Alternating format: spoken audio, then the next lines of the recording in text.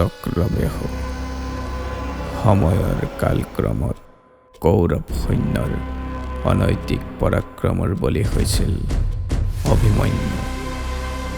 বেহুৰ ভিতৰত এটি জীয়া কাহিনী তিল তিলকৈ শেষ হৈছিল। একেখন বেহুত বৰ্তমানৰ অভিমন্যু আৰু চৌদিশে শ শ কৌৰৱ।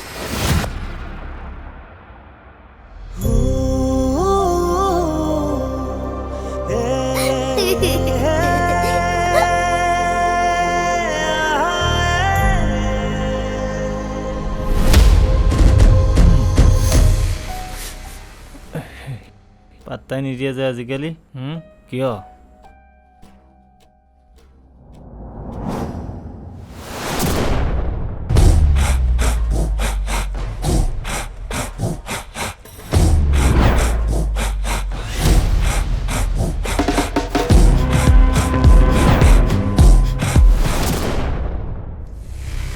নাই